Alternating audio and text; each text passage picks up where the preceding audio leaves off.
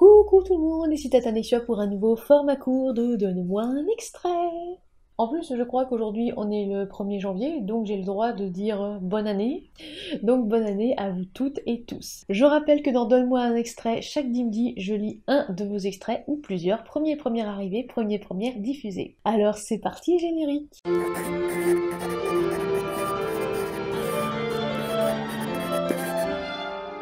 Pour ne louper aucune vidéo, abonnez-vous et activez la cloche. Aujourd'hui, je vous parle d'un extrait du roman Egregoria, ou Egregoria, je pense qu'on dit Egregoria, c'est de la fantaisie, écrit par Maud Schneider-Robin. Attention, c'est parti. En un instant, ma décision est prise. Au lieu de m'opposer à elle et de la laisser me tracter, je plonge en avant, exécutant l'une de ces roulades sautées étudiées en gymnastique. À ma grande surprise, ma ruse fonctionne.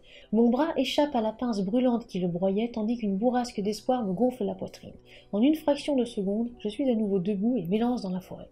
Ma robe me gêne, la plante de mes pieds n'est plus qu'un brasier de douleur et des branches me cinglent le visage, faisant perler le sang. Respire. Mais je n'y prête aucune attention. Je me suis échappée. Je suis libre. Je peux rentrer à la maison. Ma foulée se fait plus longue, mon souffle plus profond, je gagne en assurance à mesure que nul bruit de poursuite ne me parvient. Une fois franchi l'orée de la forêt, sur la mince bande de rocailles surplombant le lac, j'essaye de ralentir pour emprunter le sentier menant à la crique. De nuit, c'est une descente périlleuse, plus abrupte et jonchée de pierres roulantes qu'une sente de chèvre à flanc de montagne.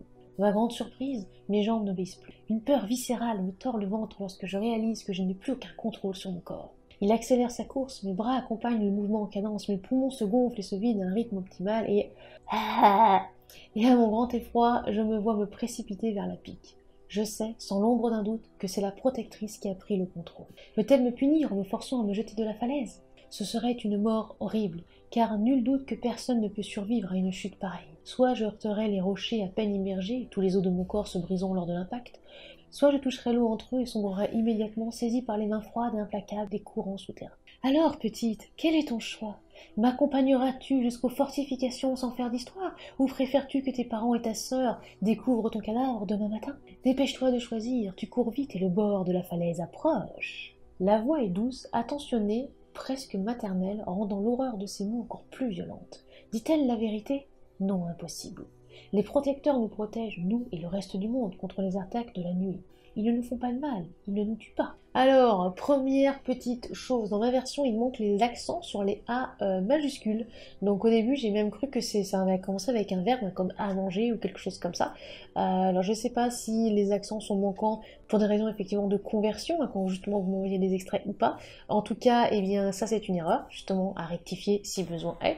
Ensuite, il y a un assez bon rythme, mais alors la phrase « ma robe me gêne, la plante de mes pieds n'est plus qu'un brasier de douleur », bah ça casse un peu parce que c'est long et on ressent pas assez la douleur. La douleur, ça peut être quelque chose, évidemment ça va durer dans le temps, mais sur le coup, on a besoin, on va dire, d'être pris, d'être saisi par cette douleur. Et après, effectivement, ça peut continuer.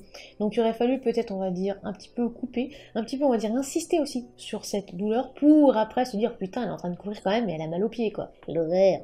Rythme ternaire après, ça c'est parfait. Alors pour sente, c'est vrai que je ne vais pas préciser ces chemins ou sentiers étroits, si jamais justement, voilà, vous ne savez pas.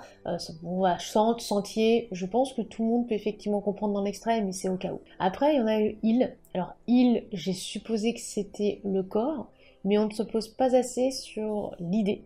Après c'est pareil, dans mon extrait, j'ai une faute à voix, parce que voix c'est marqué V-O-I-S, comme si je la vois. Alors du coup d'ailleurs au passage j'ai failli dire je la vois et après je me dis ah non, est douce. Donc à mon avis c'est la voix, c'est VOX, la voix est douce, attentionnée, presque maternelle, parce que c'est une voix, hein, donc c'est pas la voix, voilà. Là pareil, je sais pas si c'est un défaut de conversion, si par exemple ça a été copié-collé ou quoi que ce soit, en tout cas c'est une erreur, donc là il y a quand même effectivement pas mal d'erreurs juste dans un tout petit extrait. Après ça m'intrigue assez. J'aime bien l'univers et l'ambiance parce que je me dis, voilà, en plus on a des majuscules, hein, protectrice, nuée, bien sûr on ne comprend pas, c'est normal, c'est un extrait. Moi ça me tente bien, oui, c'est vrai que j'ai envie de savoir ce que c'est que cette nuée, j'ai envie de savoir pourquoi est-ce que la protectrice, on a l'impression qu'elle veut pousser l'héroïne, je pense que c'est la protagoniste, à faire quelque chose.